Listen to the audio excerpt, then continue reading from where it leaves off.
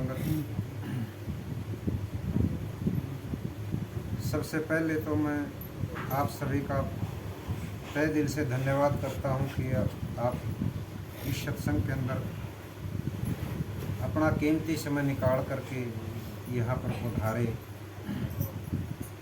सभी का हार्दिक अभिनंदन यहाँ पंडाल में पहुँचने।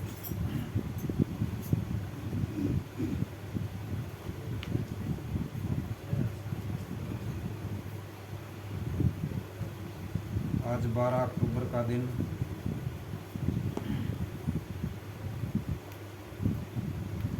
आज मैं बता दूं कि आज ही के दिन मेरे दादा गुरु सतगुरु शेर सिंह देव जी महाराज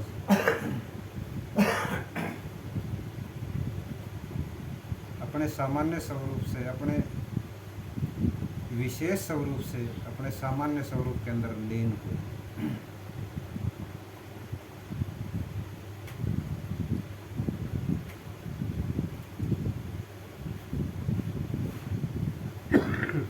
प्रेमी बंधु हो, ठीक है, ये तो ज्ञानवान जानते हैं कि वो कहाँ लीन हुए, कहाँ उनका बसेरा है। फिर भी किसी संत का शरीर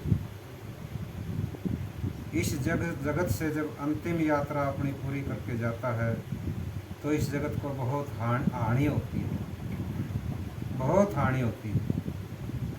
क्योंकि एक शरीर अगर कुछ समय और रह जाए तो पता नहीं कितनों का कल्याण कर सकता था। इसलिए किसी संत का शरीर जब ज्योति ज्योत समा जाए तो वो जगत की हानि है, बहुत बड़ी हानि, जिसकी तृप्ति नहीं हो सकती।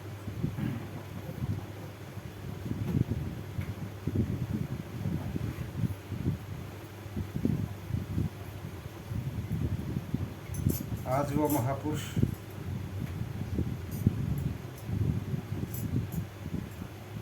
ये तो गुरुमुख ही अंदाजा लगा सकता है। प्रेमी बंधुओं, जिन्होंने ऐसे महापुरुषों को तराशा जो सहजे ही अपने शरणागत जिज्ञासु का कल्याण करने में समर्थ हैं, और ऐसा उन महापुरुषों ने करके दिखाया।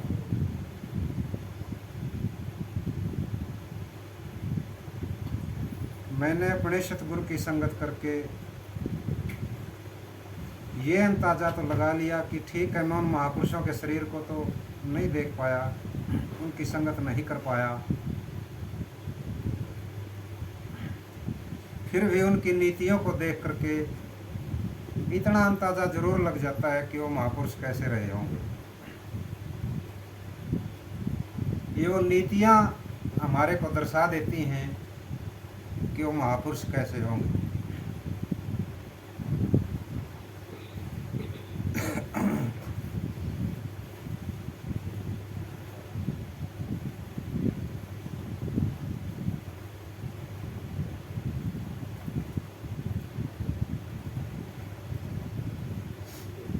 मैं आभारी हूँ इस समाज का। मैं बार बार कहता रहा हूँ और कहता ही रहूँगा। इस नगरी के अंदर हमारे बुजुर्गों ने बड़ा ही प्रयास किया, संतों को यहाँ इस नगरी के अंदर लाते ही रहे, सत्संग करवाते ही रहे। वो हमारे बुजुर्ग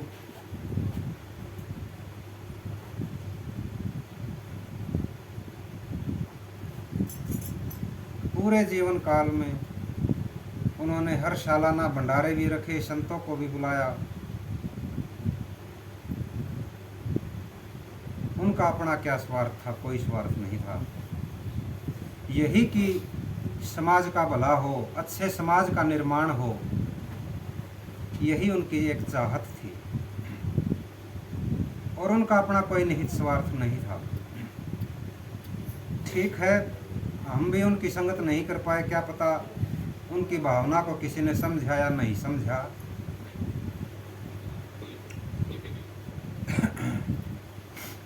फिर भी उन बुजुर्गों का प्रयास, वो शरीर ज्योति ज्योत समा गए, दूसरी पीढ़ियां आई, उन्होंने भी उनकी नीतियों को कायम रखा, अपने घर के अंदर से वो नीतियां डामाडोल नहीं होने दी।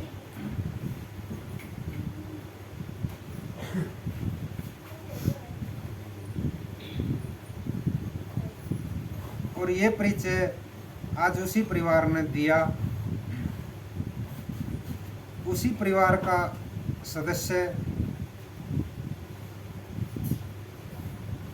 पप्पू इस दास को भी इस जगत के कीचड़ खाने से निकाल करके उन महापुरुषों से भेंट करवाई। इनका अपना क्या निहित स्वार्थ था, वही नीति मैं कह रहा था ना कि वही नीति कायम रखी। और आज दूसरी पीढ़ी इनकी और तीसरी पीढ़ी के अंदर हम आगे उन महापुरुषों का प्रयास तीसरी पीढ़ी के अंदर फल के रूप में आपके सामने महापुरुषों ने तराश करके और आपको पेश कर दिया।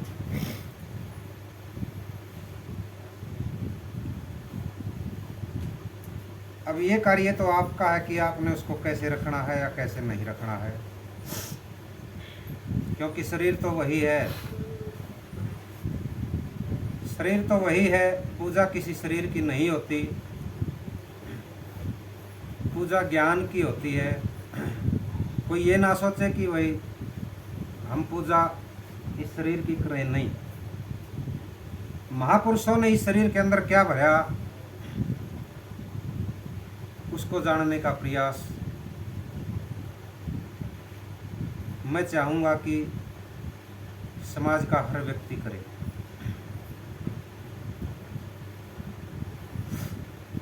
जिससे हमें पता चलेगा कि ये जीवन क्या है, इसको जीना कैसे है, इसका कैसे महापुरुष हमारे को ये कला दिखाएंगे, कैसे सिखाएंगे। ये तो हमें महापुरुषों की शरण में जाने के बाद ही पता चलता है कि ये जीवन है क्या और इसको जीना कैसे है। ये कला तो उन्हीं के पास है प्रेमी बंधुओं। और हर संत ने यही चाहा है कि एक सभ्य समाज का निर्माण हो, जहां आपसी द्वैत किसी के अंदर भी ना रहे, आपसी भाईचारा बना रहे, किसी के भी प्रति ईर्ष्यावाद की भावना कहीं भी ना पनपे, सभी आपस में प्रेम से रहें। यही महापुरुषों का प्रयास रहा।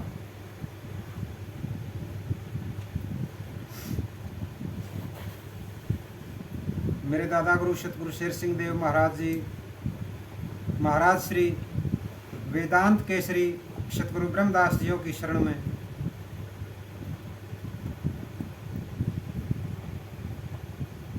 पहुँचे और सतगुरा ने, ये तो सतगुरा की रहमत ही है, उनके उस उत्तम वैराग्य को पहचाना और महापुरुष एक बर्फ के डले की न्याय पिघल गए, द्रवित हो गए। सतगुरा ने उनको शरण बख्शी और महाराज श्री उनके श्री चरणों में 44 साल तक उनकी सेवा में रहे। सन 1917 कार्तिक शुद्ध पूर्णिमा के दिन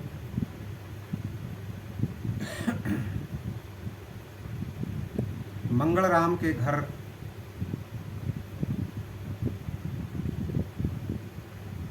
माता श्री रुक्मणी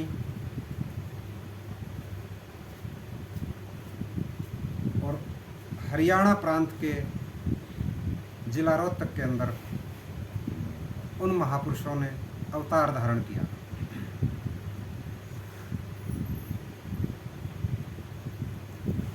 परिवार के अंदर गरीबी थी। आपके ही समाज से थे, आप सभी जानते हैं।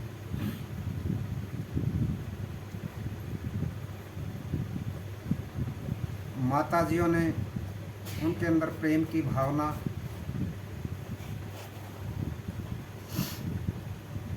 अच्छी नीतियां उनको दी। 6 वर्ष की आयु में उनको स्कूल में भेजा गया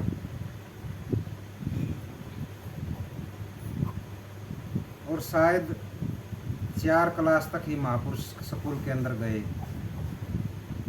ज़्यादा पढ़े लिखे नहीं थे।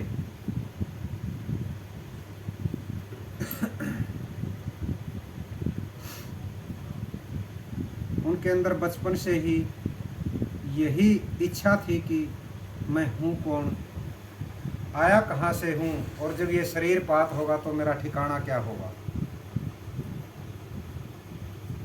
इसी वैराग्य के अंदर एक दिन बिना बताए घर से वो निकल गए। घर वालों ने बहुत तलाश करी लेकिन वो नहीं मिले।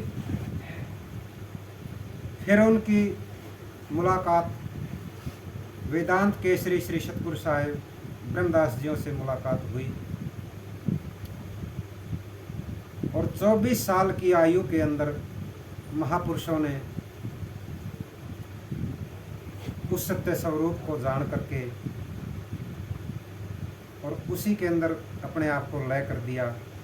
यानी कि वो दिव्य नेत्र महापुरुषों ने, सतगुरु ने खोले इनके,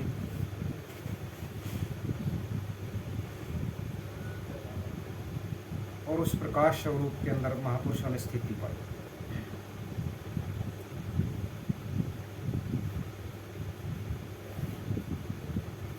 धन्य है सतगुरु ब्रह्मदास जियों को, उन्होंने इनके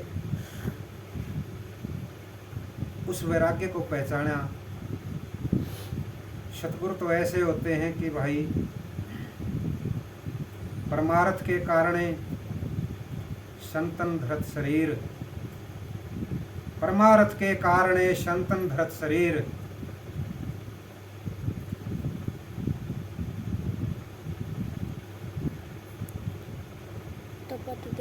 तपत देख ढल जात हैं, तपत देख ढल जात हैं, हिम जिवें करनी।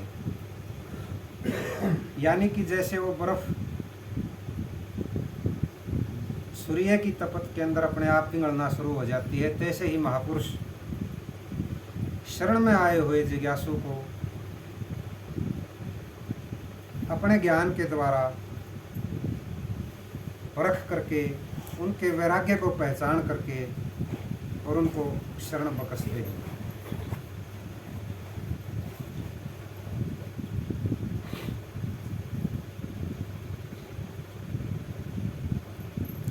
प्रेमी बंधुओं,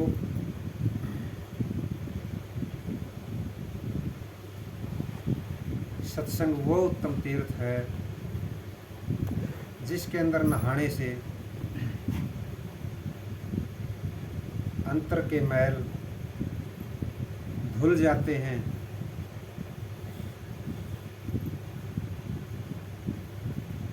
ये बाहर की नदियाँ, गंगा हो चाहे जमुना हो चाहे सरस्वती हो, वो आपके शरीर का मैल तो उतार सकती है लेकिन अंदर के मैल को उतारने के अंदर वो सक्षम नहीं है। चाहे कितने गोते लगा लो, अंदर आपके कपट है, अंदर आपके छल है, अंदर आपके अभिमान है, अंदर आपके ईर्ष्यावाद की भावना है। चाहे इन नदियों के अंदर प्रेमी बंधु कितने गोते लगाओ, वो उस मैल को नहीं काट सकते।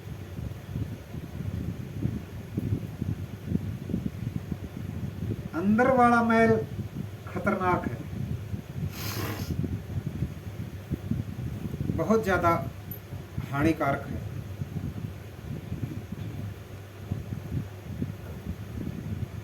और सत्संग इस जीव को अंदर से पवित्र करता है, उसके अंदर की भावना को बदलता है।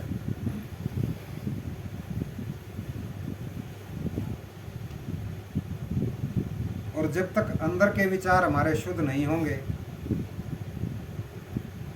तब तक ये बुरे कर्म यूं ही होते रहेंगे, क्योंकि प्रेमी बंधुओं, कर्म इस शरीर से नहीं होते, कर्म विचार से होता है। पहले विचार पनपता है, पहले अंदर विचार प्रकट होता है, और जब विचार बना तभी मन इंद्रियों को प्रेरित करके उस कार्य को अंजाम करता है। यानी कि पहले हमने हमारे विचार सुधारने हैं, और ये सुधरेंगे सत्संग से। दूसरा इसका कोई जरिया नहीं है। चाहे इन बार की गंगाओं के अंदर हर 10वें दिन जाया हो,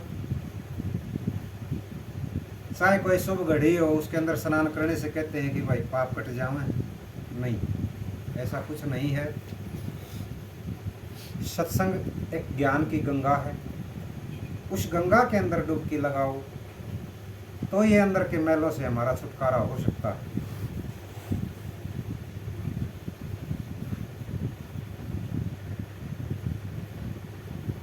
क्योंकि अगर हम शुद्ध आहार करेंगे, सात्विक आहार करेंगे तो विचार शुद्ध होंगे, शुद्ध पानी पिएंगे तो हमारी वाणी भी शुद्ध होगी। इसलिए जितना हो सके महापुरुषों की संगत से हमने यही जाना है कि आहार भी तेरा शुद्ध हो, विचार अपने आप शुद्ध हो जाएंगे, और पानी भी शुद्ध पी, तेरी वाणी के अंदर भी मिठास आ जाएगा, और महापुरुषों की निरंतर संगत के अंदर रहेगा। तो प्रेमी बंधुओं, सतगुरु वो त्रासकार हैं जैसे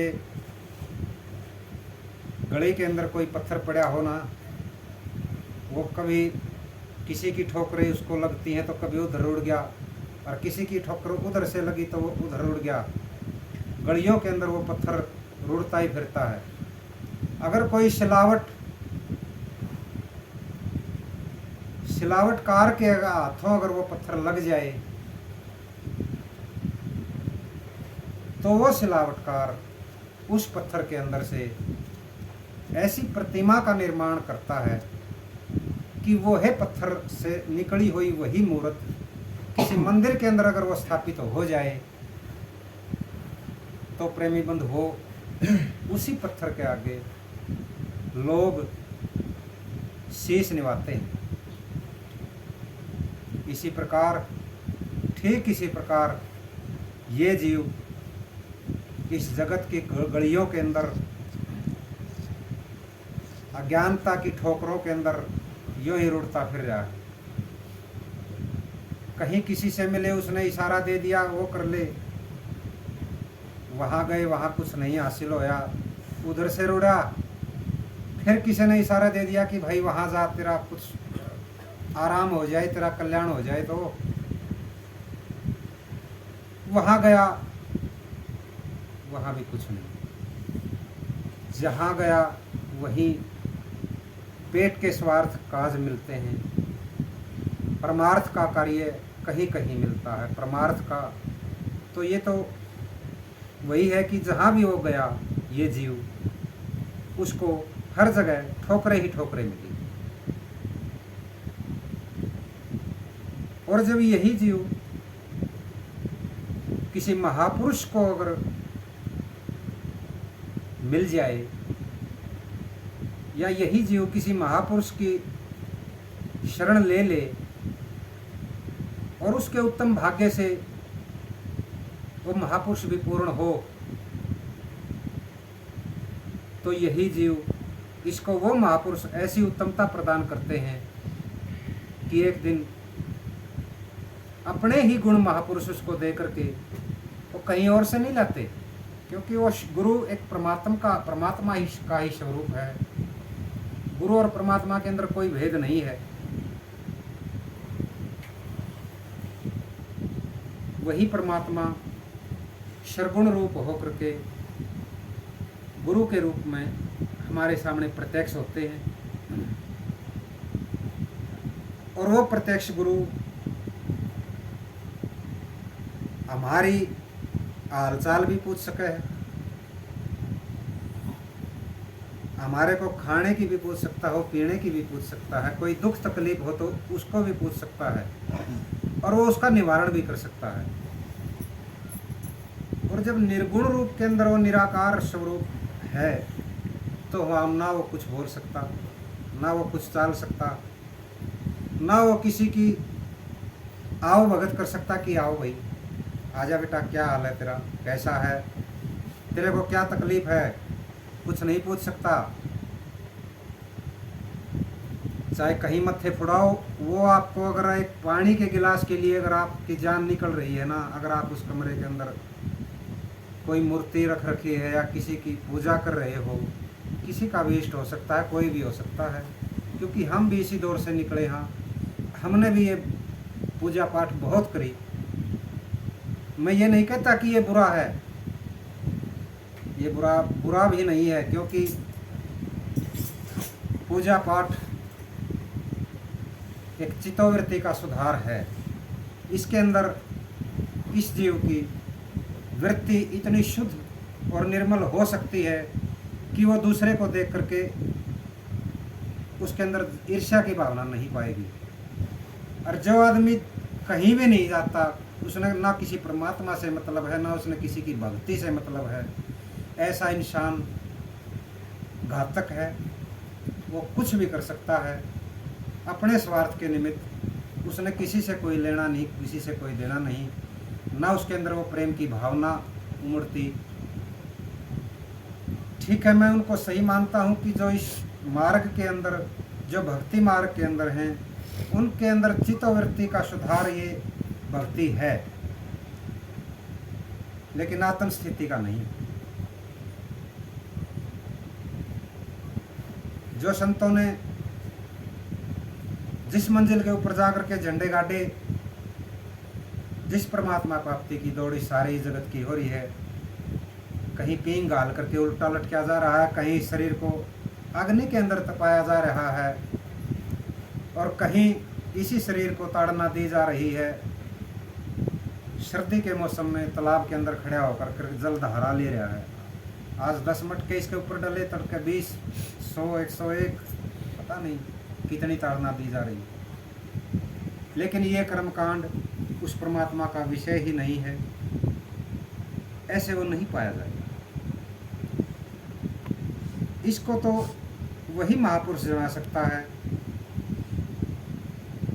जिसने इसको जान करके और उसी का स्वरूप जो हो गए हैं, वही महापुरुष किसी दूसरे को जाना सकता है, और किसी दूसरे के बस की बात नहीं।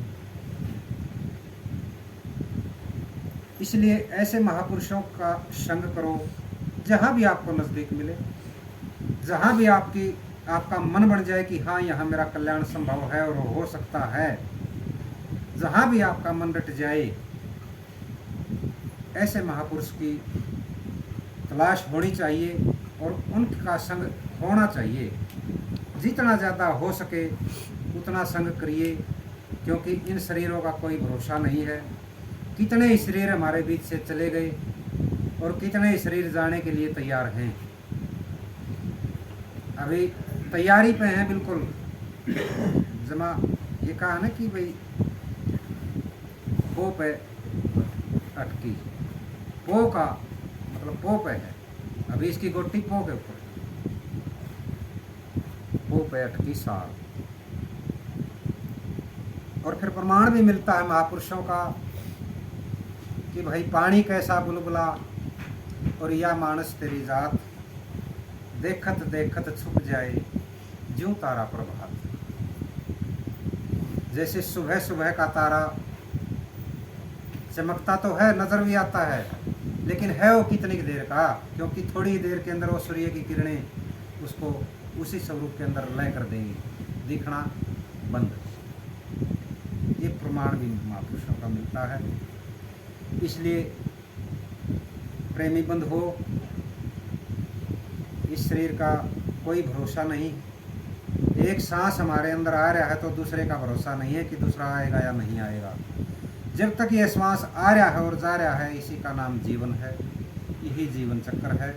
इसलिए प्रेमी बंधुओं, हर श्वास श्वास के अंदर उन महापुरुषों का गुणगान कीजिए, क्योंकि महापुरुषों ने कहा कि अगर एक श्वास भी तेरा उस परमात्मा के हरि के नाम के बिना अगर तेरा चला गया तो वही गफलत के अंदर गया।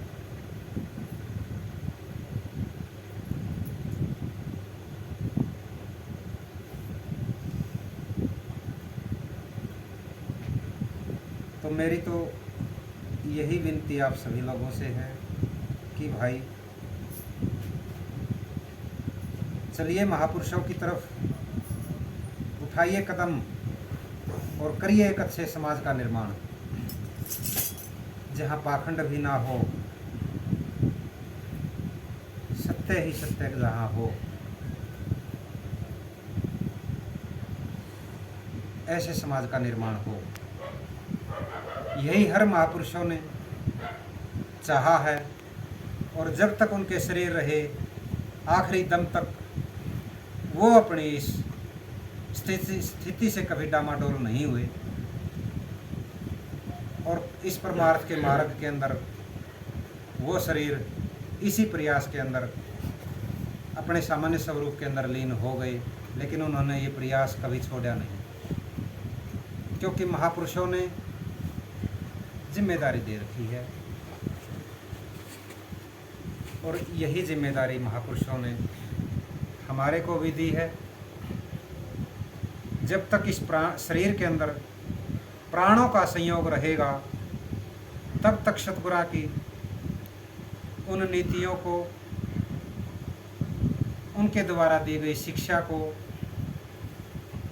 इस समाज के अंदर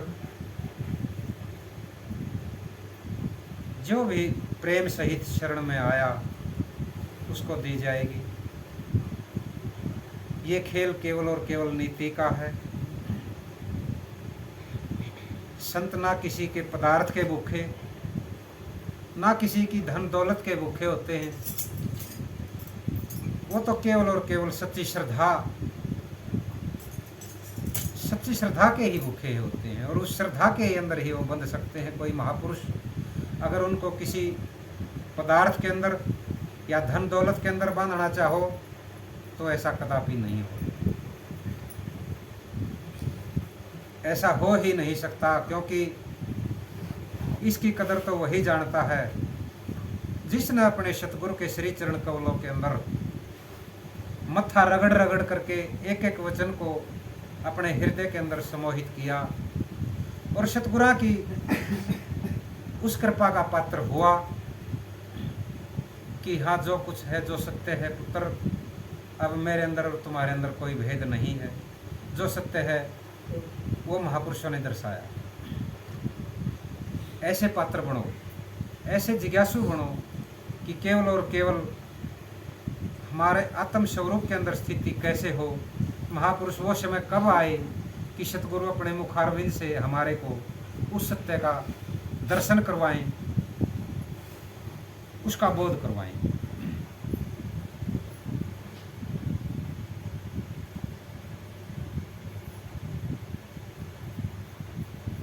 बोलिए प्रेम से श्री सतगुरुदेव महाराज की जय।